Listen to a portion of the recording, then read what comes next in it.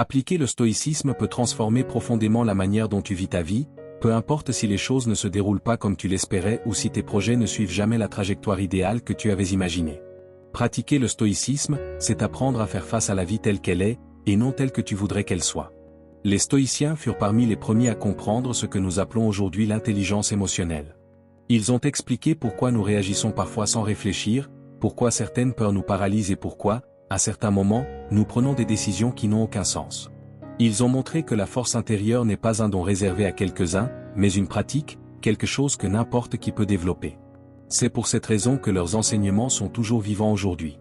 Nous allons maintenant explorer 12 leçons issues de leurs plus grands philosophes, Épictète, Sénèque et Marc Aurèle.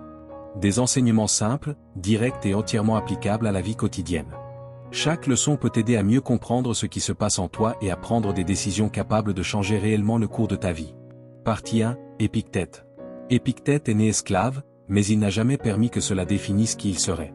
Il portait une conviction simple et puissante, la liberté commence dans l'esprit, et non dans les circonstances. C'est précisément pour cette raison que, bien qu'il soit issu du rang le plus bas de la société, il est devenu l'un des maîtres les plus influents de l'histoire. Non pas parce qu'il cherchait des disciples, mais parce qu'il recherchait une vérité pratique, celle que tu appliques aujourd'hui et dont tu ressens les effets dès le lendemain. Épictète n'enseignait pas des théories vagues, il enseignait ce qui fonctionne lorsque la vie devient difficile. Il a étudié auprès de Musonius Rufus, a entraîné son esprit dans l'épreuve et a affiné une sagesse si précise que des gens parcouraient des semaines de voyage pour l'écouter parler pendant à peine 2 heures. Pense à cela, des parents envoyaient leurs enfants, des riches se mêlaient aux pauvres, des soldats discutaient avec des philosophes, tous à la recherche d'une seule chose, de la clarté pour mieux vivre. Même l'empereur Adrien se disputait une place pour écouter Épictète, et cela n'aurait pas été le cas s'il n'avait été qu'un philosophe parmi d'autres. Heureusement, un jeune étudiant a consigné tout ce qu'Épictète disait. Ses notes ont traversé les siècles et sont arrivées entre les mains de certains des hommes les plus résilients de l'histoire.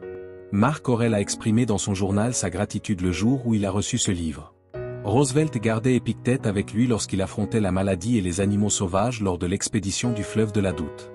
James Stockdale s'est appuyé sur ses enseignements pour survivre à cette année de captivité dans un camp de guerre au Vietnam. Autrement dit, ce n'est pas une exagération de dire qu'Épictète a littéralement sauvé des vies. Et lorsque tu auras terminé cette vidéo, tu comprendras pourquoi tant de personnes en ont fait leur guide, et pourquoi, très probablement, tu feras de même. Car Épictète n'était pas seulement sage. Il était pratique, direct, ferme et profondément humain. Numéro 1, la dichotomie du contrôle. Épictète pensait qu'une grande partie de notre souffrance naît d'une seule confusion fondamentale. Nous dépensons notre énergie à tenter de changer ce qui n'a jamais été entre nos mains, tout en négligeant ce que nous pouvons réellement transformer. Pour lui, la vie se divise en 2 parties, simples mais immensément puissantes, ce qui ne dépend pas de toi et ce qui dépend de tes décisions. La clarté commence au moment où tu acceptes pleinement cette séparation. Un vol retardé, l'humeur des autres, le passé, l'opinion d'autrui, rien de tout cela n'est sous ton contrôle, et s'y accrocher ne fait que t'épuiser. En revanche, la manière dont tu agis, ce que tu penses, la façon dont tu réagis et les décisions que tu prends, tout cela t'appartient entièrement. Épictète résumait cette force dans une phrase qu'il utilisait comme une boussole. La seule chose que nous pouvons contrôler, ce sont les décisions que nous prenons. Ce sont elles qui modifient le cours de ta journée, peu à peu, le cours de ta vie. Lorsque tu te concentres sur ce que tu contrôles, tu deviens plus léger, plus rapide et plus lucide. Et lorsque tu lâches prise sur ce qui ne dépend pas de toi, tu sors d'un combat qui se termine toujours par une défaite. Voilà l'avantage qu'Épictète voulait offrir. Pendant que beaucoup gaspillent leur force à lutter contre l'immuable, toi, tu apprends à diriger ton énergie vers ce qui crée réellement du mouvement. Tu avances sans te perdre dans ce qui n'a jamais dépendu de toi. Numéro 2, tu décides comment réagir. Épictète disait que ce ne sont pas les événements eux-mêmes qui nous écrasent, mais ce que nous en faisons dans notre esprit. Et c'est peut-être l'une des vérités les plus difficiles à accepter. Cela nous retire le pouvoir que nous donnons au monde sans même nous en rendre compte, et nous le redonne entièrement. Il croyait que chaque événement qui nous arrive est neutre, comme une feuille blanche. Mais c'est toi qui choisis ce que tu vas y inscrire. Tu décides si tu transformes cet événement en offense, en drame, en fardeau, ou si tu le laisses simplement passer. Prenons une situation courante. Quelqu'un te répond de manière sèche. L'événement est simplement cela, une réponse sèche. Mais l'esprit s'emballe et commence à remplir les vides, il m'a manqué de respect, il est contre moi, il a voulu m'humilier. Épictète disait que ce processus n'est pas inévitable. C'est un réflexe, un automatisme. Et tout automatisme peut être rééduqué. Pour lui, si quelqu'un réussit à te provoquer, le problème ne vient pas de cette personne, mais de la brèche qui existe en toi. La véritable provocation n'est pas ce que l'autre a fait, mais le jugement rapide que tu as porté sur ce qui s'est passé. C'est comme une étincelle, seule, elle ne fait rien. Mais si elle tombe dans un tas de paille sèche, le feu se propage. La paille, c'est le jugement. Le feu, c'est l'émotion qui se développe sans contrôle. La provocation n'est que l'étincelle. Épictète voulait que tu comprennes que tu peux éteindre ce processus dès son origine. Tu peux choisir de respirer avant de réagir, de regarder avant de conclure, d'interpréter avant de te laisser blesser. Car, lorsque tu contrôles la signification des événements, tu contrôles l'impact qu'ils ont sur toi. Albert Ellis, créateur de la thérapie cognitivo-comportementale, disait que cette idée était le fondement de toute sa théorie. La psychologie moderne n'a fait que prouver ce que Épictète enseignait il y a 2000 ans. Et voici la clé qui donne tout son pouvoir à cette leçon, ce n'est pas l'événement lui-même qui définit ta vie, c'est le sens que tu lui donnes. Change le sens, et le poids de la situation disparaît. Change le sens, et tu gagnes en liberté. Change le sens, et personne d'autre n'a plus la clé de tes émotions. Au final, Épictète ne voulait pas que tu sois froid. Il voulait que tu sois libre. Libre des impulsions automatiques. Libre des opinions des autres. Libre de l'interprétation qui te blesse davantage que le fait lui-même. Et lorsque tu comprends cela, tu cesses d'être emporté par les circonstances et tu choisis, consciemment et fermement, comment tu veux vivre chaque moment. Numéro 3, rester humble. Épictète disait que l'orgueil est l'un des pièges les plus dangereux de la vie, car il te convainc que tu es déjà arrivé, alors qu'en réalité tu as simplement cessé d'avancer. Pour lui, la véritable sagesse commence au moment où tu admets que tu ne sais pas encore tout, que tu as encore des choses à apprendre et qu'il existe toujours en toi quelque chose qui peut être affiné. Il répétait souvent une phrase qu'il gardait comme un rappel personnel, « Il est impossible d'apprendre ce que l'on croit déjà savoir ». Et ce n'était pas seulement une idée philosophique, mais une attitude quotidienne. Épictète observait le monde avec un esprit ouvert, comme quelqu'un qui marche sur un sentier en ramassant de petites perles au fil du chemin. Il savait que la vie enseigne en permanence, et que celui qui se ferme se prive précisément de ce dont il a le plus besoin. C'est comme une fenêtre verrouillée de l'intérieur, l'air frais est dehors, mais c'est toi qui choisis de ne pas respirer. L'humilité qu'Épictète défendait n'était pas de la soumission, mais de la lucidité. C'était le courage de se regarder sans masque, de reconnaître qu'il y a toujours quelque chose à ajuster. Tu ne te compares pas aux autres, tu évolues avec toi-même. Il aimait poser cette question, as-tu progressé? Et cette question n'avait rien à voir avec les réussites, les titres, les compliments ou les victoires extérieures. Elle concernait la sincérité d'admettre qu'il reste encore des points à améliorer, de repérer là où tu réagis toujours par impulsion, là où l'orgueil te fait encore dévier, là où tu continues de choisir des raccourcis alors que tu devrais choisir la discipline. Épictète voyait la vie comme un processus constant de polissage. Celui qui se croit trop intelligent cesse de grandir, tout comme une lame émoussée finit par ne plus couper. C'est pourquoi il conseillait de garder les yeux ouverts, le cœur disponible et l'ego à sa juste place. Au final, rester humble ne signifie pas diminuer ta valeur. Cela signifie reconnaître ton potentiel, accepter que tu peux aller plus loin, penser mieux, agir mieux et vivre mieux.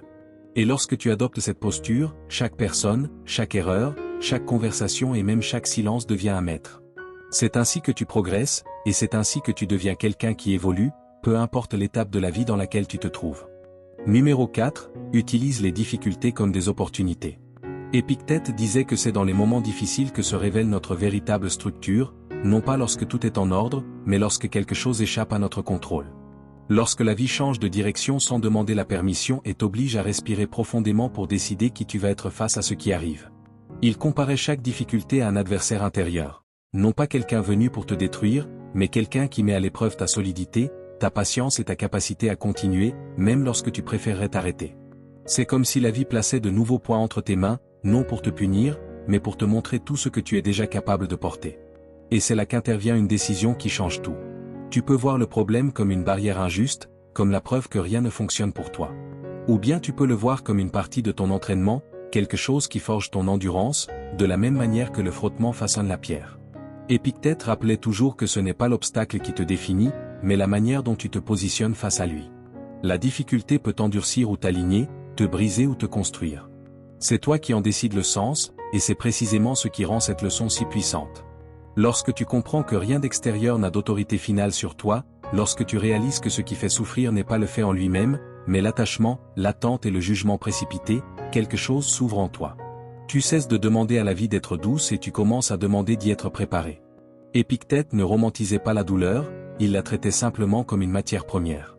Il croyait que chaque inconfort porte un message, que chaque retard implique une réorganisation, que chaque défi offre l'occasion de voir où tu dépends encore trop, où tu t'appuies excessivement, où tu te perds toujours dans ce que tu ne peux pas contrôler.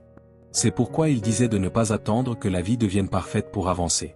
Réjouis-toi plutôt de construire ton puzzle, pièce par pièce, même lorsque personne ne voit encore l'image finale. Au fond, pour Épictète, la difficulté n'était pas une punition, mais un appel.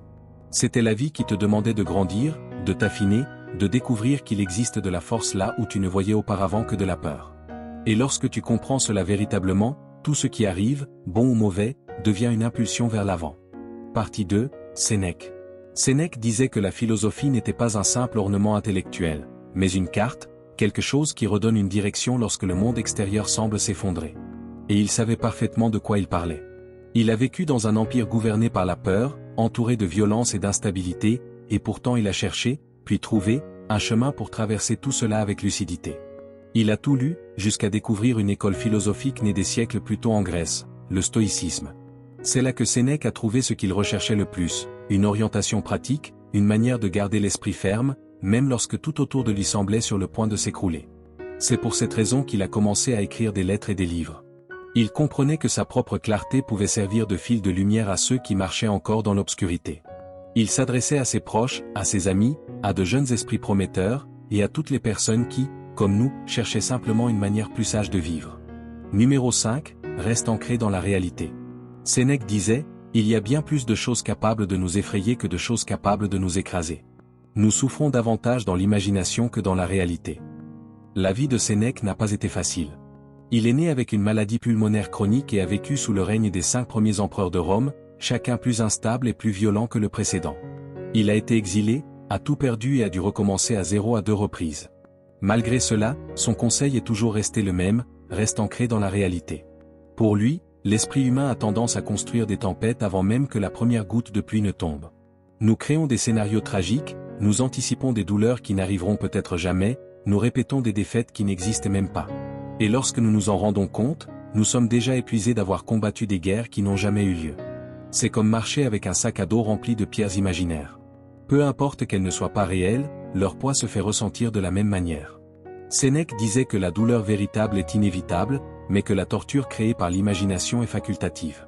C'est pourquoi il insistait tant sur un mouvement mental très simple. Regarde ce qui se passe réellement, et non ce que ton esprit est en train d'inventer. Occupe-toi de ce qui est devant toi, de ce qui est réel et concret. La douleur réelle peut être touchée, observée et résolue. Le reste, les peurs fabriquées, les scénarios exagérés ne méritent ni ton temps ni ton énergie. Au final, rester ancré dans la réalité ne signifie pas nier la peur, mais l'empêcher de gouverner ta vie. Numéro 6, la résistance mentale. Sénèque disait que l'excellence disparaît lorsqu'elle ne rencontre aucune résistance. De la même manière que l'aurait éprouvé par le feu, l'être humain se renforce à travers l'adversité. Un confort excessif affaiblit, et il avait raison. Celui qui n'est jamais mis au défi devient fragile, trop léger pour supporter le poids réel de la vie. Sénèque aimait utiliser un exemple simple. Imagine un combattant recevant le premier coup de sa vie. Cela fait mal, ce coup, met à terre.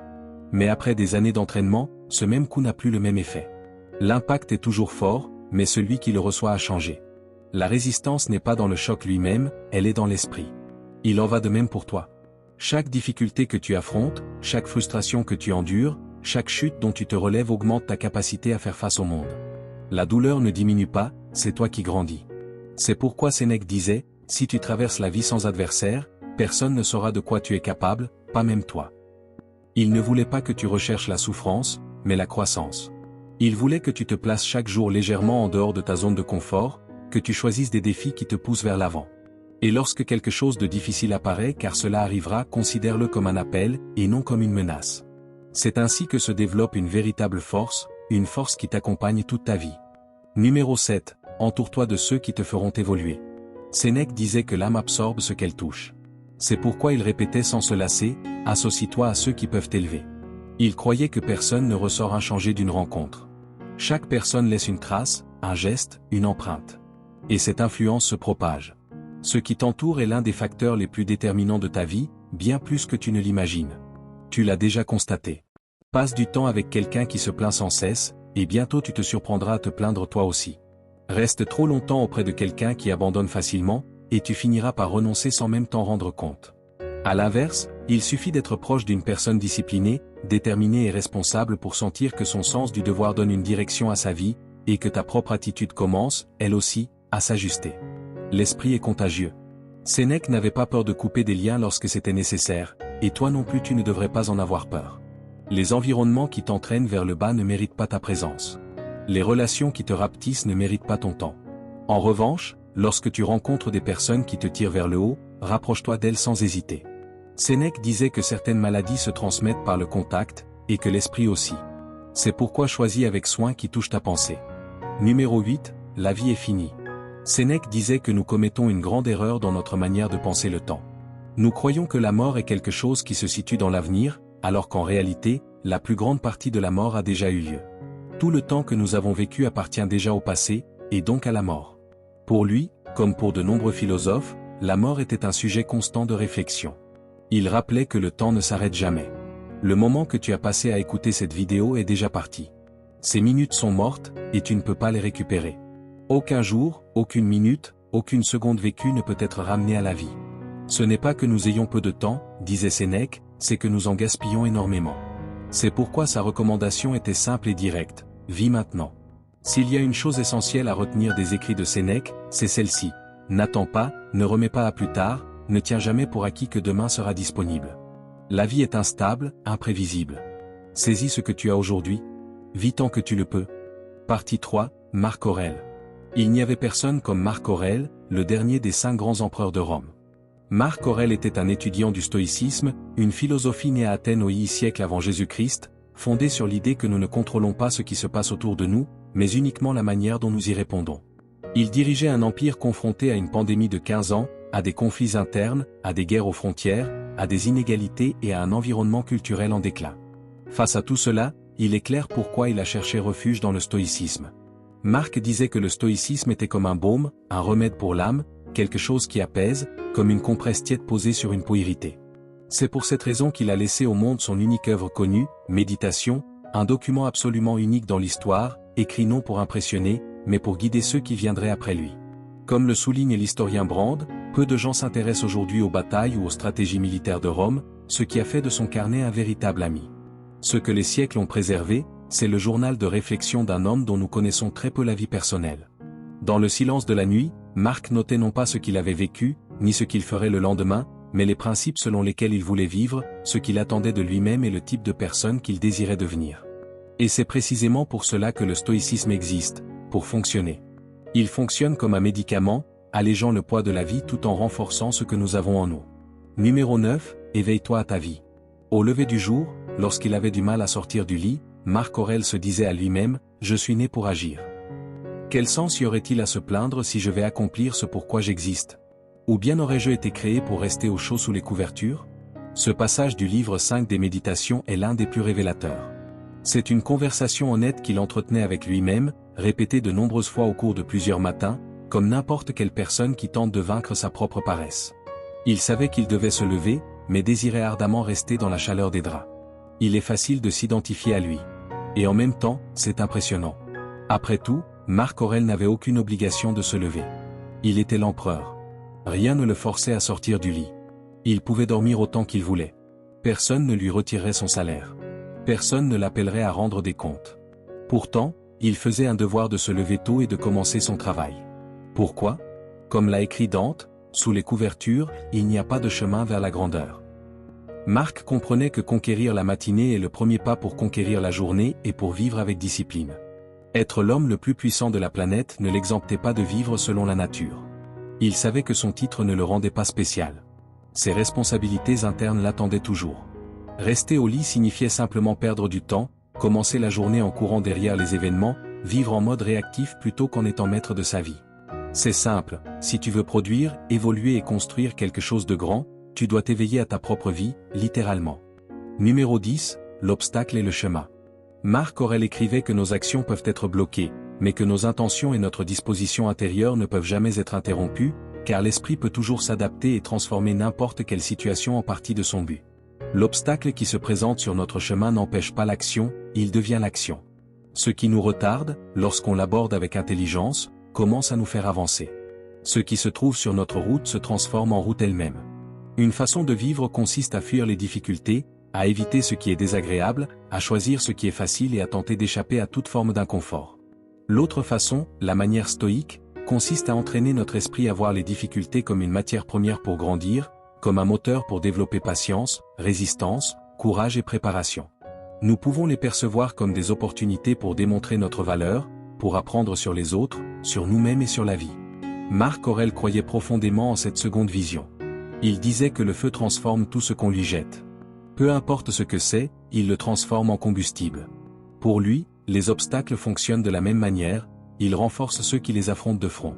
Pour les stoïciens, il ne s'agit pas d'accepter la difficulté de manière passive, mais d'accepter de travailler avec elle, d'en tirer le meilleur et de l'utiliser comme levier. Ainsi, tout ce qui arrive peut se transformer en énergie pour avancer, nous rendant plus forts, plus lucides et mieux préparés. C'est ainsi que l'obstacle devient le chemin. Numéro 11, les vertus stoïciennes. Si à un moment donné de ta vie, écrit Marc Aurèle, tu trouves quelque chose de mieux que la justice, l'honnêteté, l'autocontrôle et le courage, si tu trouves quelque chose de mieux que cela, embrasse-le sans réserve. Cela doit être quelque chose d'extraordinaire. Alors qu'il écrivait les Méditations, Rome traversait une guerre de 5 ans. Il y eut la plus grande inondation du fleuve Tibre de toute son histoire, une famine généralisée. Après avoir gagné la guerre, les soldats qui revenaient chez eux apportèrent une maladie mortelle connue sous le nom de peste antonine. Épuisés par la faim et la peste, de nombreuses tribus hostiles du Nord profitèrent de l'occasion pour se rassembler et attaquer les Romains. Pendant le reste de son règne, Marc Aurèle dut faire face simultanément aux maux de la peste et de la guerre. Pourtant, dans son journal, il ne mentionna rien de cela. Ce qu'il y consignait était tout autre. Il écrivait que, quelle que soit la difficulté, aussi grande soit-elle, personne ne pouvait empêcher quelqu'un d'agir avec les 4 vertus stoïciennes: le courage, la tempérance, la justice et la sagesse. Pour lui, vivre selon ces 4 vertus rendait toute situation plus simple, même les plus complexes. Il disait qu'à la fin de tout, une seule chose comptait, faire ce qui est juste. Tout le reste est secondaire. Souviens-toi de ce principe, écrivait Marc Aurèle. Quand quelque chose menace de te causer de la douleur, la chose elle-même n'est pas une tragédie. La supporter et en sortir vainqueur est une grande chance. Des choses que nous ne voulons pas se produisent à tous, même à Marc. Une affaire qui échoue, quelqu'un de cher qui s'en va, une relation qui se termine, notre esprit appelle cela un malheur simplement parce que ce n'était pas ce que nous voulions. Mais Marc Aurèle proposait de voir les choses autrement. Ne dis pas quelle malchance que cela soit arrivé, mais dis plutôt quelle chance d'avoir traversé cela sans perdre mon caractère. Pour les stoïciens, il n'y a de dommage que lorsqu'il y a une perte d'intégrité. Si notre caractère reste ferme, rien ne nous a pris l'essentiel. Marc Aurèle disait, c'est une chance que cela soit arrivé et que j'en sois sorti indemne, non détruit par le présent ni effrayé par l'avenir. Cela aurait pu arriver à n'importe qui, mais tout le monde ne serait pas sorti indemne. Il se peut que perdre de l'argent, être critiqué ou être déçu ne soit pas agréable, mais cela ne fait pas de nous des malchanceux. Notre capacité à répondre reste intacte, notre caractère demeure avec nous. Et cela, disait Marc, c'est une grande chance. Numéro 12, prends conscience de la mort. Comme le disait Marc Aurèle, tu pourrais perdre la vie à cet instant précis. Laisse cela déterminer ce que tu fais, ce que tu dis et ce que tu penses. Le philosophe Pierre Hadot décrivait les méditations comme un ensemble d'exercices spirituels, et aucun d'eux n'est aussi fréquent que le rappel de sa propre mortalité. Peut-être que ce sont ses propres problèmes de santé qui ont rendu Marc Aurèle si conscient de la mort. Peut-être la perte de son père dans l'enfance, ou la douleur d'avoir perdu 8 enfants. Peut-être encore la dévastation causée par la peste antonine, qui tua des millions de personnes. Ou peut-être est-ce la force du memento mori, cette pratique ancienne de réfléchir sur la mortalité, une tradition qui remonte à Socrate, qui disait que philosopher, c'est apprendre à mourir. La plupart des gens évitent de penser à la mort. Cela semble sombre, triste, inconfortable. Mais pour les stoïciens, le but était tout le contraire. Il ne s'agit pas de générer de la peur, mais de créer de la clarté. Il ne s'agit pas de provoquer de l'anxiété, mais de libérer. Penser à la mort rappelle que le temps est fini, par conséquent, précieux. Le memento mori nous ramène au présent, nous montre ce qui compte vraiment et allège le poids des préoccupations inutiles. Marc Aurèle demandait, si tu te souvenais que tu n'as que quelques minutes à vivre, choisirais-tu de les passer irrité, dans la peur ou perdu dans des distractions? Notre mortalité ne doit pas nous paralyser, elle doit nous éveiller. Elle met tout en perspective, réduit l'importance des affaires sans sens, stupides et inutiles dans lesquelles nous gaspillons tant d'énergie. À la lumière de la mort, peu de choses méritent de nous irriter, de nous stresser ou de nous inquiéter. Ainsi, rappelle-toi sans cesse, comme le faisait Marc Aurèle, que tu pourrais quitter cette vie à tout instant. Laisse cela guider ce que tu fais, ce que tu dis et ce que tu penses.